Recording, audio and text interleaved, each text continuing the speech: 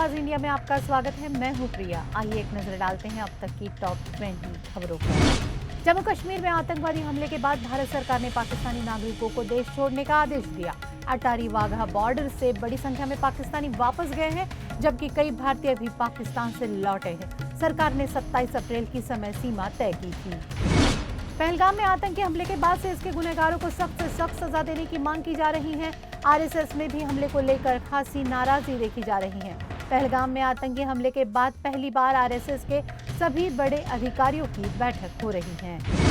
भारतीय नौसेना की ओर से पिछले कुछ दिनों में कई एंटीशिप मिसाइल की सफलतापूर्वक टेस्टिंग की गई है, जिसका मकसद अपने युद्धपोतों, हथियार प्रणालियों और नौसैनिक जवानों की लंबी दूरी तक सटीक हमला करने की क्षमता को परखना और मजबूत करना था।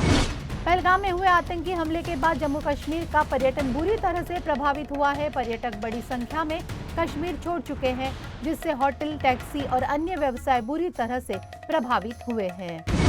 प्रधानमंत्री नरेंद्र मोदी ने मन की बात कार्यक्रम में जम्मू कश्मीर के पहलगाम में हुए भयावह हमले का जिक्र किया। पीएम ने कहा, मुझे एहसास है हर भारतीय का खून आतंकी हमले की तस्वीरों को देखकर खौल रहा है। पहलगाम में हुआ ये हमला आतंक से सरपरस्तों की हताशा को दिखाता है।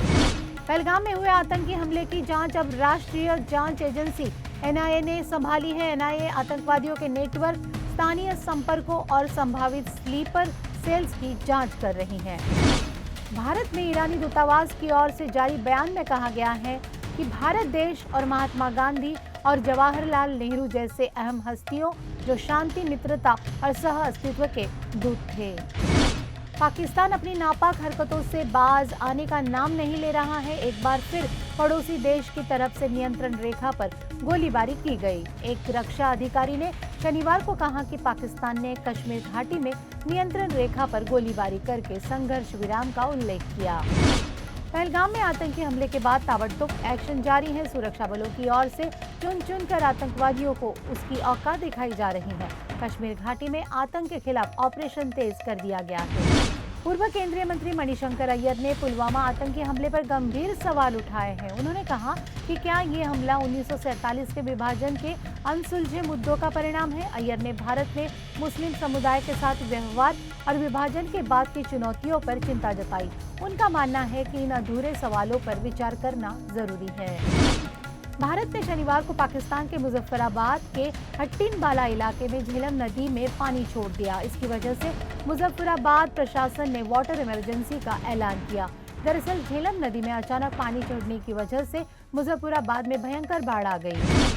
बीजेपी अध्यक्ष जेपी नड्डा ने कहा कि पहलगाम में हुए आतंकियों के कायराना हमले से पूरा देश और विश्व आक्रोशित है।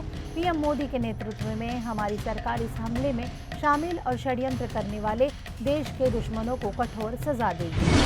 पहलगाम आतंकी हमले के बाद समाजवादी पार्टी अध्यक्ष अखिलेश यादव ने मोदी सरकार और यूपी सरकार पर तीखा हमला बोला। उन्होंने खुफिया एजेंसियों की विफलता और सुरक्षा में चूक पर सवाल उठाए। पहलगाम में आतंकियों द्वारा पर्यटकों पर किए गए कायराना हमले से देश भर में आक्रोश है। इस बीच महाराष्ट्र के पूर्व मंत्री छगन भुजबल ने कहा कि हिंदू बनाम मुस्लिम का अभियान बंद होना चाहिए।